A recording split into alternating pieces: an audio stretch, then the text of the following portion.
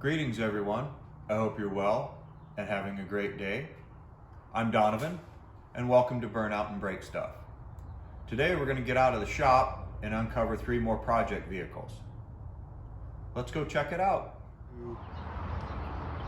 Okay, keeping with our spring cleaning theme here, what's behind curtain number 1?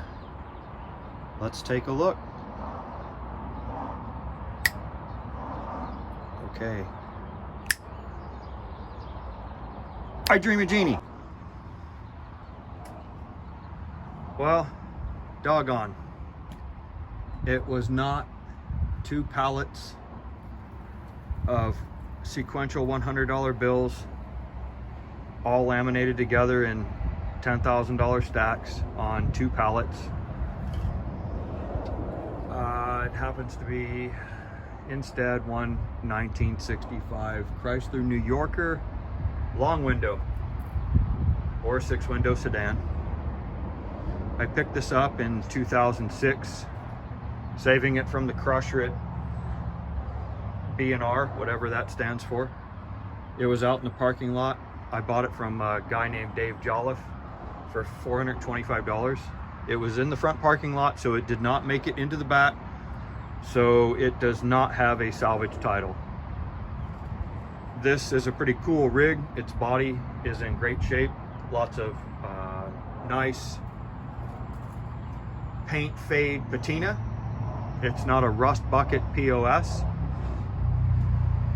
I would have liked to have done something different with it, but I once upon a time had a 45 by 160 foot shop, and life changes. People pass and moving happens. So this has been outside under a tarp for the last 9.5, almost 10 years. It's a 413 single 4-barrel because it's a Chrysler New Yorker. It was the largest in 413 in 65 was the largest engine. They always built the largest engine for the Pinnacle Chrysler sled or Imperial sled at the time. So in 66 they stepped up to a 440, and you know as well the rest is history on that part. So anyway, this is a unique car. It has a 999 engine code for some reason, I don't know why, but what's unique to me is it is silver with a red interior and a white headliner. It has power windows, power seats, power door locks, power steering, power tie, power tuxedo. It was a power machine back in its day. According to Galen's Tag Service, they made 15,585 of this particular 1965 New Yorker 6-window sedan. It's a 6-passenger wagon. They didn't offer a 9 that I'm aware of. Anyway, we'll go first-person shooter here and get the camera off the stand and take a look at things. Before we get our shop truck, we're gonna drag it down the hill over here. We have a place for it down the hill, and from there we have what is behind curtain number 2, and we'll take a look at that project as we move forward. Spring cleaning, part 2. What's behind curtain number 2?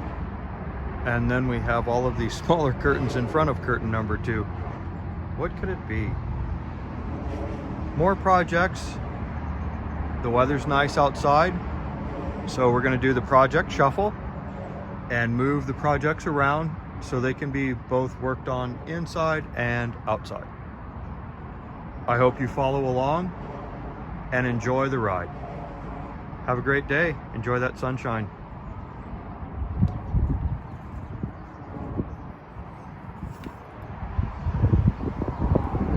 What was behind curtain number 2?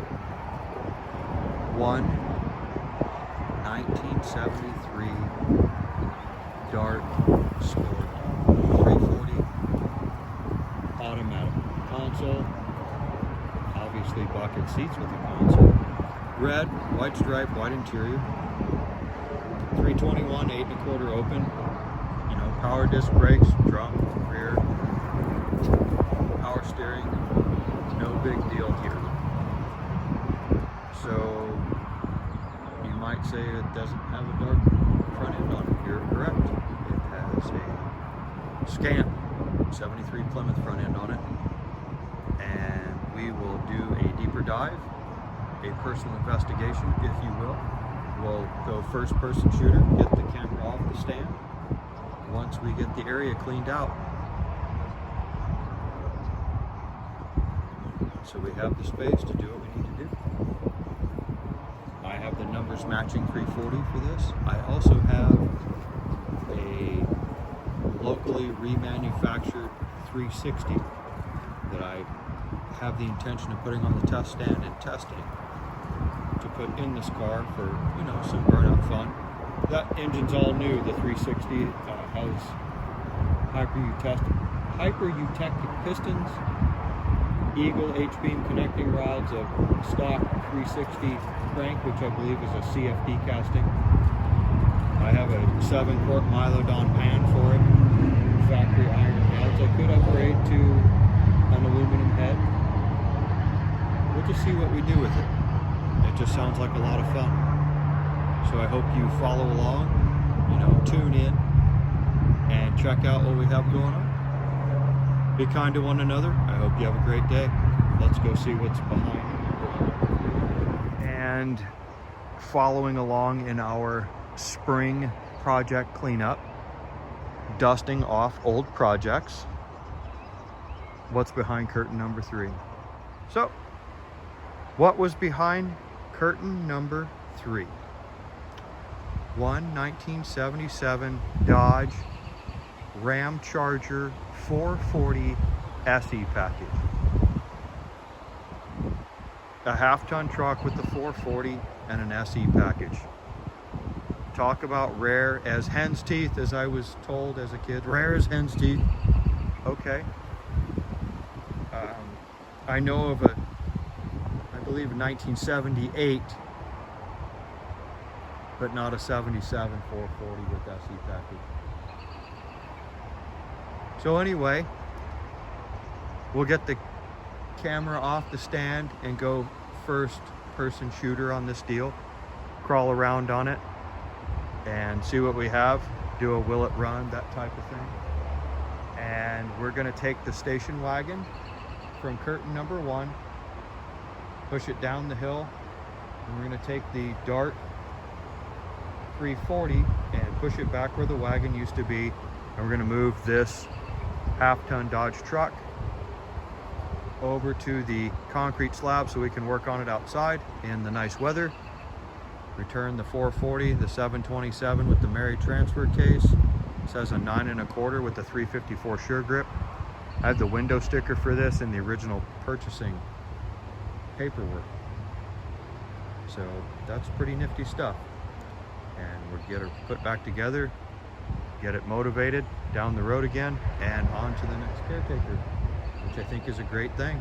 There's somebody out there who wants something like this, a fun time project, and once it's all put together and everything's lubricated and the components that need replacing are replaced, all of that stuff, it'll be a fun rig, especially in the summertime where you can take the roof off and enjoy the sunshine and the excellent weather.